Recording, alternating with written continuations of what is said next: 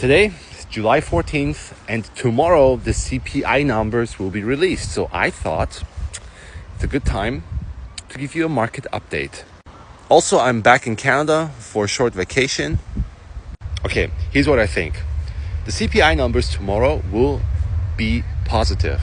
We will cook the numbers so they are slightly positive and we avoid an official recession, because you need 2 quarters back to back of negative growth or negative CPI numbers to be in a recession officially.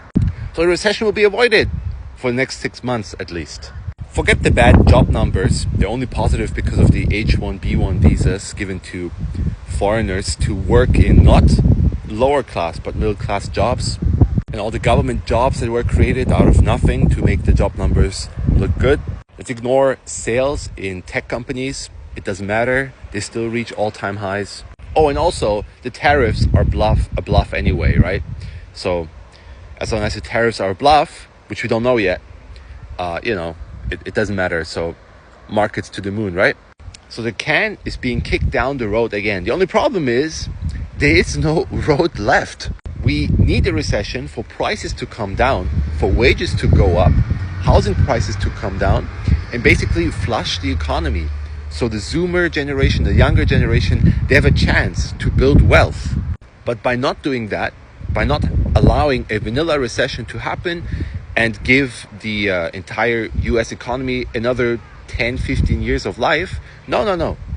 They're going to destroy it now. Instead, that will cause a stagflation, which you're already in, with manipulated markets, and it will lead to hyperinflation. I don't know how long it will take, but that's exactly what happened in Weimar Germany. The issue is that markets are convinced that Trump will bail them out, just like they did in 2020. Okay, sure, I'm pretty convinced that will happen as well, but that will cause, like I said, right, the stagflationary recession, and later on it will cause hyperinflation. The bond markets are broken. You can't keep piling on debt, and you can't finance all these wars that the US overexerted itself in the world. So how to prepare? Well, I personally don't invest in obvious bubbles. I don't. If you have a money market account or an account that gives you interest for your cash, it's like around 4 or 5%, right? Then that's okay. It's okay for me. That's enough for me. I don't invest into obvious bubbles. But you can't invest into commodity markets because they're manipulated.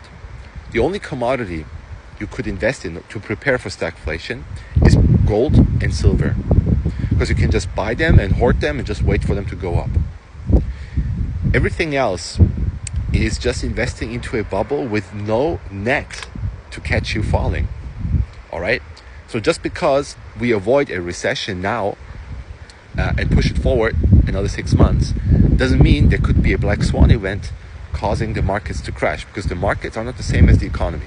All right? They're not the same.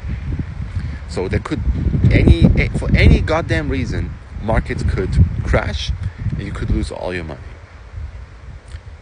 I don't do that. I don't play that game. All right? However, I do understand if you do play that game, because there's literally no other way young people can make money.